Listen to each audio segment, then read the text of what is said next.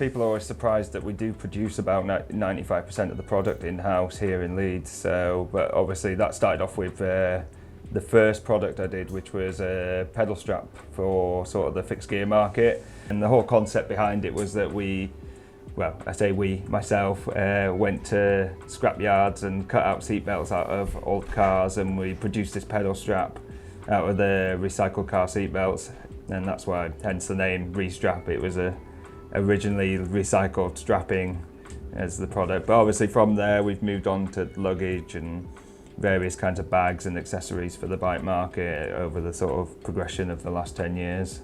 I think that's the thing, when we look at the pictures behind you, Restrap probably, because in recent years is much more associated with the gravel scene and the renaissance of cycle touring, and yet its origins lay very much in the urban scene, from BMXing to fixed gear to all that scene.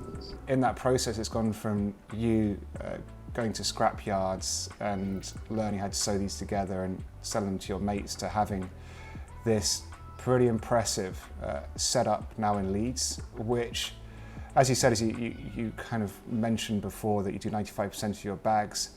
I think that's something that for us at Chapter 3 has been a real attraction to working with you guys, because so few companies are doing that these days. Yeah, like I said, it's paid off in the long run. Obviously we have a lot of control over the quality and how the bags are made, and we can prototype quickly, so there is a lot of advantages, and it does also mean you can do collaborations like this and sort of play about with concepts, and we have the machines there and we can sort of put some stuff down, see what we like, see what we don't, rather than it taking this sort of 6-month process back and forwards between factories.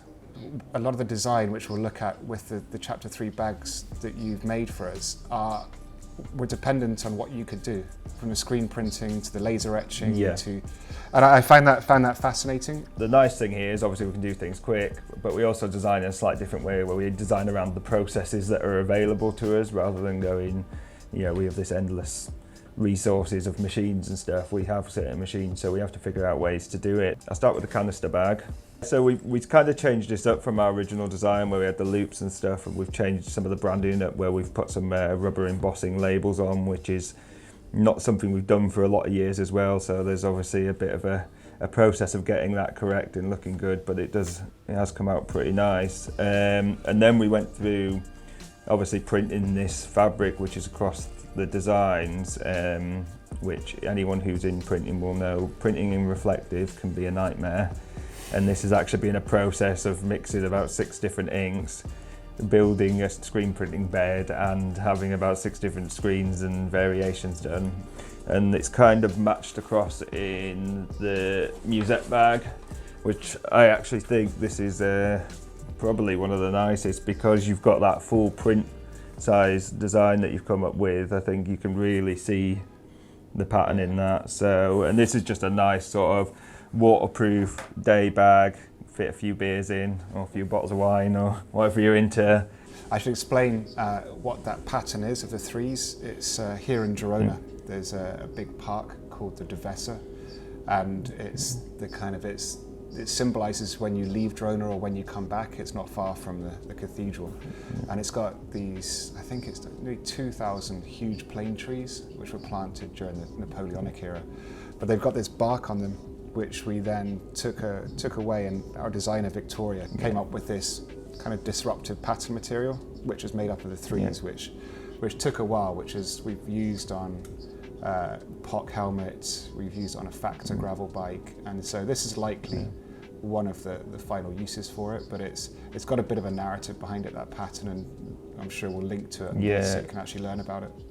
Final product was this tool roll, which looks like the smallest and the most simplest, but this has actually been the trickiest due to the fabrics we use. So we use a fabric called Hyperloam, which is a kind of non-fraying rubber.